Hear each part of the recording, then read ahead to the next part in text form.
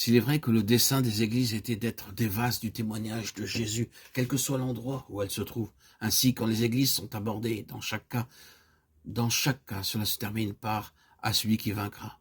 Cela est, je pense, indéniablement clair et évident que ce sont dans de telles personnes, ceux qui vainquent, que l'on trouve le principe, le service et le but lévitique perpétué, porté en avant. Ils sont ceux à qui est confiée la charge du témoignage.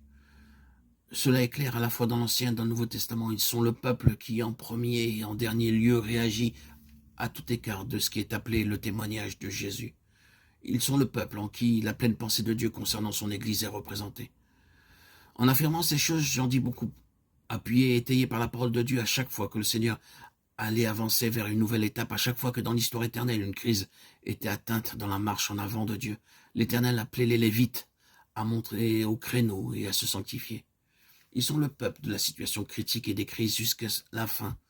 Nous pourrions dire que le Seigneur était embarrassé et désavantagé quand les Lévites étaient en dehors de leur place et de leurs conditions. L'Éternel ne pouvait pas continuer jusqu'à ce que les Lévites viennent occuper leur position et se sanctifient. Ce sera clair, je pense, si j'aborde un ou deux des exemples que nous avons lus. Nous reconnaissons en effet que là-bas au Sinaï, une crise très sérieuse a été atteinte. Moïse était sur la montagne et comme nous l'avons lu, le peuple s'était livré au désordre. Et cette phrase, entre parenthèses, terriblement frappante. Ils étaient devenus une risée parmi leurs ennemis. Vous pouvez voir clairement ce qui est derrière cela. Nous ne sommes pas dupes. Il y a une chose que l'ennemi et toutes les armées des ennemis dans les lieux célestes se sont fixées. C'est tourner l'Église en dérision dans cet univers. Un sujet de raillerie. L'univers pourrait se moquer d'elle en disant « c'est ton Église, n'est-ce pas? C'est ton Église ». Une fois que le peuple s'était déchaîné, tout dans cette marche en avant de Dieu de l'Égypte à la terre promise fut conduit à un arrêt, et la crise dépendait des Lévites. La perspective s'ouvrit par le moyen des Lévites. Aucun pas en avant ne pouvait s'effectuer. Tout était en suspens, jusqu'à ce que les Lévites se manifestent et se chargent de ce problème de dérision parmi leurs ennemis. Ils prirent la responsabilité de répondre à ce défi, de le traiter, de s'en débarrasser et libérer le passage afin que le peuple de Dieu puisse avancer. En traversant tous ces siècles jusqu'au temps de David, une autre crise a été atteinte dans le mouvement vers l'avant de Dieu. Le témoignage devait être amené à Jérusalem. Nous sommes au courant de l'action impulsive et malheureuse de la négligence de David, prenant le char philistin pour le témoignage, créant un lien même avec ce monde et ouvrant la porte à la mort. Et de nouveau, tout fut amené à un arrêt. L'arche fut pendant longtemps dans la maison d'Abinadav. Tout était faiblesse. Mais alors David, une fois qu'il se remit de son offense à l'Éternel, fut contrarié devant le Seigneur à propos de tout ce qui s'était passé. Mes chers amis, les traitements de Dieu à notre égard peuvent parfois susciter une controverse entre nous et le Seigneur, et jusqu'à ce que nous la surmontions, il n'y a rien qui puisse se produire.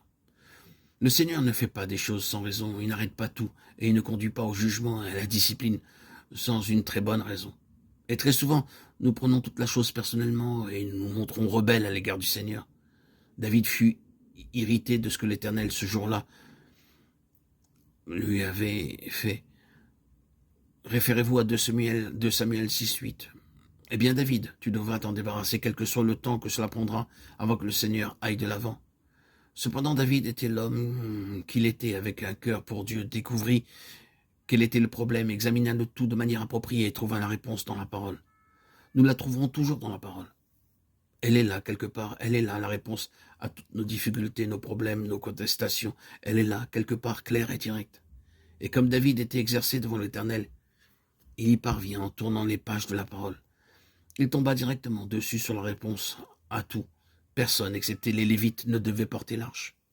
Lorsque les Lévites entrèrent dans leur position, se sanctifièrent et reprirent leur travail, les choses alors avancèrent.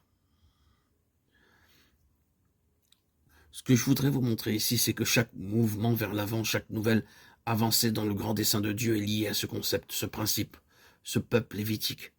Vous ne me contredirez pas, j'en suis sûr, concernant ce sujet des églises dans le livre de l'Apocalypse. Y avait-il une crise? Le Seigneur disait concrètement, de manière très absolue et très certaine, « Je ne peux pas aller plus loin avec toi. En effet, je vais devoir ôter ton chandelier de sa place. Il ne nous est juste pas possible de continuer. Nous sommes arrivés à une situation critique, nous sommes au point mort, nous ne pouvons pas aller plus loin. S'il doit y avoir un avenir, ce sera avec ceux parmi le peuple du Seigneur qui se saisissent du principe lévitique de sanctification, de sainteté, et sur eux, le futur repose. À celui qui vaincra, je ferai, je ferai, je ferai. On voit que là est ce à quoi le Seigneur aspire, ce vers quoi il tend. Et je pense que nous sommes dans le vrai en disant que ceux qui sont dans ces chapitres désignés comme ceux qui vainquent sont les personnes qui spirituellement et concrètement entrent dans la position, la signification et le service des Lévites. Rendons les choses parfaitement claires. Alors que dans l'ancienne dispensation, les Lévites étaient une tribu, un peuple à part, une communauté séparée. Ils ont, en quelque sorte, comme toutes les autres choses de l'ancienne dispensation, uniquement incarné une vérité spirituelle qui appartient à toutes les dispensations et qui est la loi de tous les mouvements de Dieu vers sa finalité. De nos jours, les Lévites ne sont pas une classe séparée, un peuple séparé, une association, une institution, une communauté ou quelque chose de semblable. Aujourd'hui, les Lévites sont ces enfants de Dieu qui accomplissent d'une manière spirituelle ce que les Lévites de l'Ancien Testament ont accompli. Ils sont les personnes qui sont l'incarnation de toute cette pensée, de tout ce dessein de Dieu, et dont les cœurs sont donnés à cet effet. Celles qui sont préparées pour réagir contre tout ce qui menace et attaque sa pensée et son dessein. Et comme nous le voyons dans l'Ancien et dans le Nouveau Testament, il s'agit généralement d'une question de corruption. Corruption. Dans l'Ancien Testament, les Lévites devaient constamment se sanctifier. Regardez par exemple dans le livre d'Esdras, comment ils ont dû se sanctifier pour le service de l'Éternel. Un peuple sanctifié. C'est impressionnant, je pense même significatif, qu'il était dit que Jean-Baptiste marcherait devant la face du Seigneur et que l'aboutissement de son ministère serait de préparer un peuple sanctifié pour le Seigneur. Préparer un peuple ou qu'il y ait un peuple préparé pour le Seigneur. Or, c'est le principe des Lévites.